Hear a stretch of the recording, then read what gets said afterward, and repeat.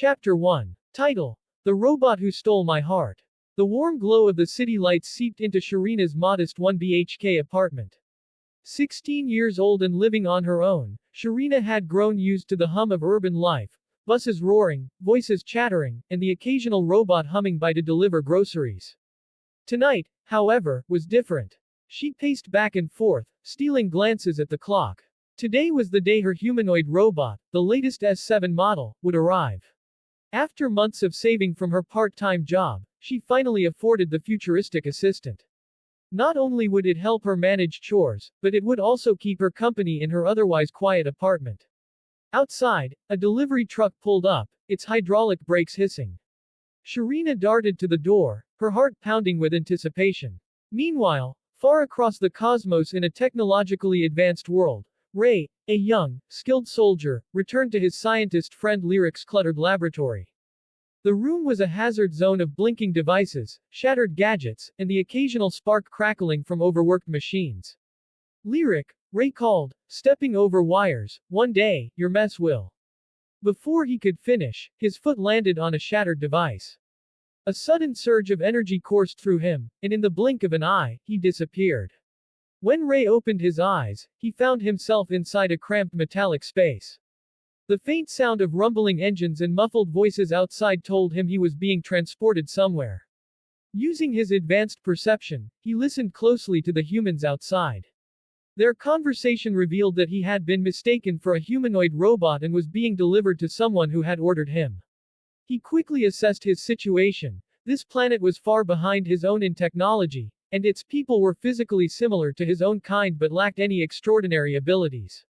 Without any means to return to his world yet, Ray decided to remain hidden. He activated his shape-shifting ability, transforming his exterior to mimic the synthetic rubbery texture and human-like features of the robots he had seen in the lab before teleportation. However, he chose to keep his real face, a perfectly symmetrical, handsome face with striking features, intact. I'll pretend to be one of these robots until I find a way back, Ray muttered to himself, sitting motionless as the box was lifted and carried. Back in Sherina's apartment, she eagerly signed off the delivery papers and watched as the large box was wheeled inside.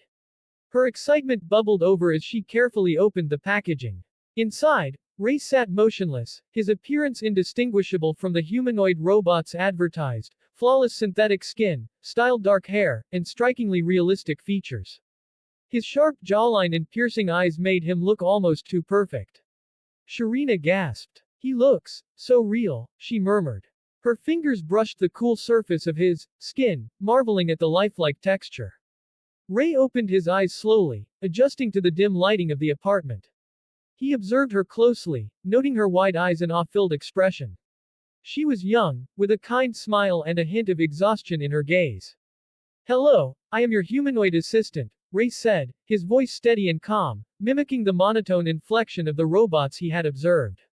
Sherina blinked, taken aback by how human he sounded. Wow, you're even better than I imagined. What's your name? Ray hesitated for a moment before replying, you may call me Ray. Ray. Sherina laughed lightly. That's not very robotic, but I like it. Okay, Ray, let's see what you can do. Ray stood, his movements deliberately smooth to mimic a robot's precision. He quickly scanned the room, noting the outdated technology and cluttered desk piled with textbooks and sketches. Sherina grinned, motioning toward the kitchen. First things first, can you make coffee? My old machine broke, and I've been craving a cup all day. Ray nodded and followed her instructions, pretending to analyze the coffee machine while secretly observing Sherina. She was unlike anyone he had ever met, energetic, curious, and completely unaware of his true identity. As he handed her a steaming cup of coffee, Sherina leaned against the counter, sipping it thoughtfully. You know, you're different from what I expected. I mean, you're supposed to be a robot, but you feel real. Ray met her gaze, momentarily caught off guard. Perhaps I am simply a very advanced model, he replied, his lips curling into a faint, calculated smile. Sherina chuckled. Well, Ray, welcome to my home. I think we're going to get along just fine. As she walked away, Ray's expression softened. His original plan was simple: gather data, find a way back to his world, and avoid getting too involved. But as he watched Sherina, something stirred within him, a strange warmth he couldn't quite understand. For now, he decided, blending in was his top priority. But deep down, he couldn't ignore the growing curiosity about this strange new world and the girl who had welcomed him into her life.